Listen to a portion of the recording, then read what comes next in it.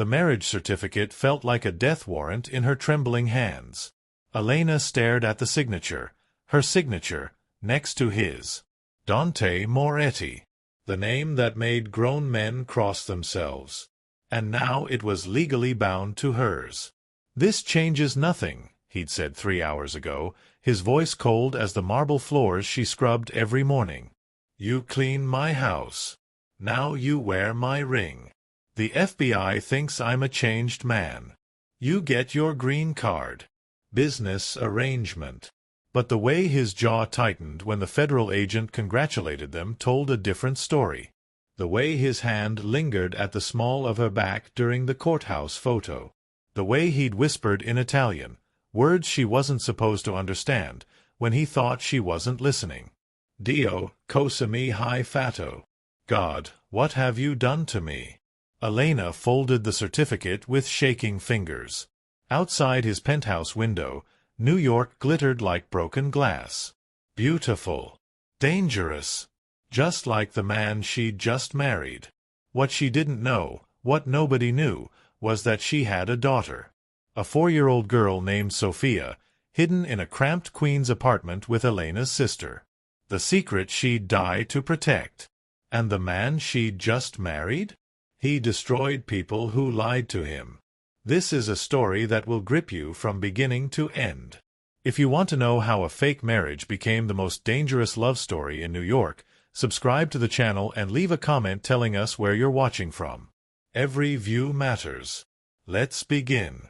3 weeks earlier, Elena's knees ached against the cold marble as she scrubbed the bloodstain from Dante Moretti's foyer floor. She'd learned not to ask questions. Blood meant violence. Violence meant the Moretti family was handling business. Questions meant she'd be the next step. His own ring, a thick platinum band, looked wrong on those dangerous hands. "You may kiss the bride." Elena's breath caught. They hadn't discussed this part. Dante's hand cupped her jaw, tilting her face up, and for one wild second she thought she saw something flicker in those cold eyes. Then his lips brushed hers, quick, impersonal, over in a heartbeat. But her lips tingled for an hour afterward. The FBI agent was waiting outside. Agent Morrison, tall and suspicious, his eyes cataloging every detail. "Congratulations, Mr. Moretti." Mrs. Moretti. That name. It felt like a costume that didn't fit. "Thank you, Agent Morrison." Dante's arm settled around Elena's waist, pulling her close. She could feel the hard muscle beneath his suit, the controlled power in every movement. "My wife and I appreciate you coming to witness our happiness." Quite a whirlwind romance. 3 weeks ago she was your housekeeper. Now she's your wife. When you know, you know.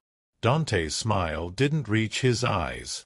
"Elena showed me there's more to life than business. I'm a changed man." Agent Morrison's gaze slid to Elena. "Is that right, Mrs. Moretti?" "He's a changed man." Her throat felt like sandpaper. One wrong word and this entire arrangement collapsed. Sophia's face flashed through her mind. "He's the best man I've ever known," she said softly. The lie tasted like copper. "He sees me. Really sees me. Not many men do that." Something flickered across Dante's face. Surprise? The arm around her waist tightened fractionally. Agent Morrison handed Dante a business. "Restaurants, real estate, imports." "And your sudden marriage?" Another man, older, with suspicious eyes. "Convenient timing." "Convenient." Dante's thumb traced circles on Elena's palm, a distraction that made it hard to think. "I fell in love." "There's nothing convenient about that." "With your housekeeper." "With a woman who saw past my reputation to the man beneath." Dante turned to look at her, and the intensity in his gaze stole her breath. This was acting. Had to be acting. Sometimes the person you need is right in front of you. You just have to be smart enough to see it. Elena's heart hammered. "He makes it sound romantic," she said softly, playing her role. Truth is, I tried to resist. Men like Dante don't marry women like me. Women like you? Poor. Undocumented. Nobody. She met Dante's eyes, and something real crept into her voice. But he didn't see those things. He saw me. That's rarer than you'd think. The table fell silent. Dante's grip on her hand tightened. "Excuse us," he said abruptly, standing and pulling Elena with him. "We'll take coffee in the private room." He guided her through the restaurant, his hand firm at her elbow, and into a small room off the main dining area. The door barely closed before he rounded on her. What was that? What? Elena's pulse raced. Had she made a mistake? Said something wrong? That thing you said. About me seeing you. His expression was stormy, confused. You made it sound real. Isn't that the point? To make it look real. That's not. He ran a hand through his hair, disrupting the perfect styling. It made him look younger. Less dangerous. You're too good at this. I'm doing what you asked. You're doing more than that. He stepped closer, invading her space, his presence overwhelming. You looked at me like you meant it. Elena's back hit the wall. You're imagining things. Am I? His hand came up, palm pressed to the wall beside her head, caging her in. Because I can't tell any more where the lie ends and the truth begins. What? Elena watched his expression shift from annoyance to fury to something that looked like fear. I'm on my way. He hung up, already moving toward the door. I have to go. Lock the doors. Don't open them for anyone but me or Marco. What's wrong? Rival family. They hit one of my clubs. 3 of my men are dead. He grabbed his jacket, his gun appearing from somewhere. Stay inside. I mean it, Elena. Be careful. He stopped at the door, looked back. Tonight, we'll talk when I get back. Promise me you'll be here. I promise. He left, and the penthouse felt hollow without him. Elena tried to sleep but couldn't. She paced. Made tea she didn't drink. Stared at her phone, resisting the urge to call her sister. It was 2 a.m. when headlights flooded the windows. But it wasn't Dante's car. 3 vehicles. Wrong color. Wrong plates. Elena's blood went cold as she heard voices in the hallway, the security code being overridden. She grabbed her phone and ran to the bathroom, locking herself in. Her fingers shook as she texted Dante, "Someone's breaking in." The bathroom door exploded inward. 2 men in black, faces covered. One grabbed her, hand over her mouth, and dragged her out. The other pulled out a phone and made a video call. A face appeared on screen, older, scarred, cruel. Ah, Mrs. Moretti. Such a pretty little thing. Tell your husband Roberto Gallo sends his regards. He wants his territory back, or you die. He has 6 hours to decide. Elena was thrown into a van. Zip ties cut into her wrists. Terror clawed at her throat, but she forced herself to breathe. To think. Dante would come. He had to come. They drove for what felt like hours.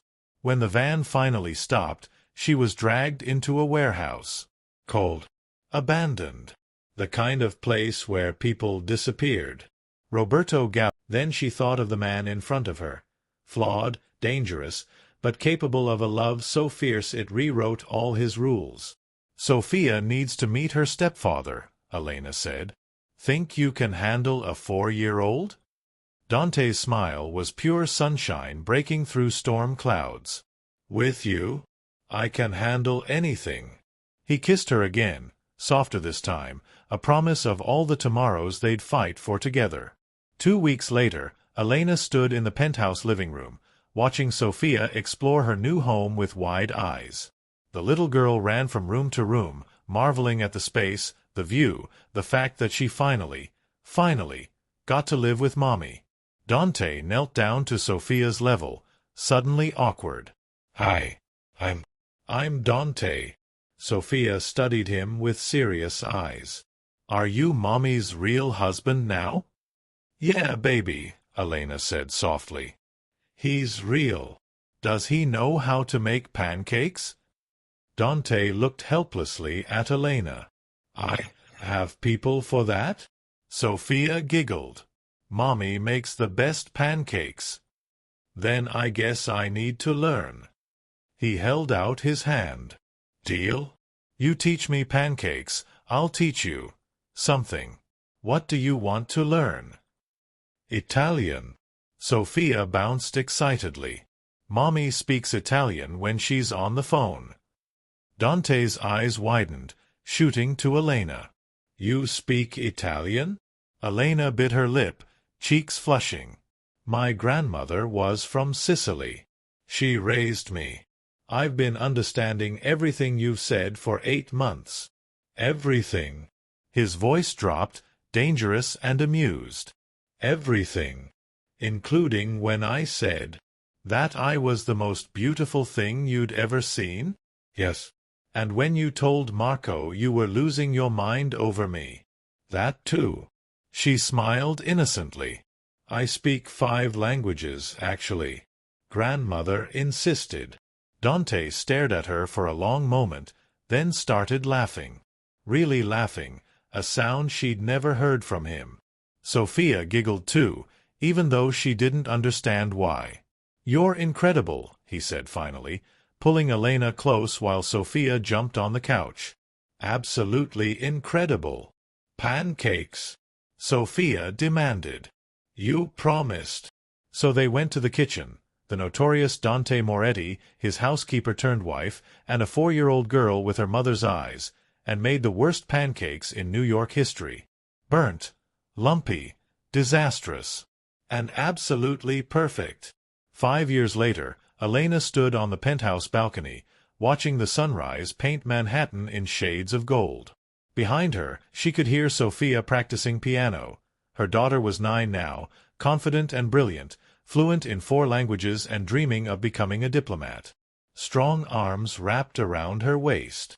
Dante's chin rested on her shoulder, his breathing steady and warm. "Morning, Mrs.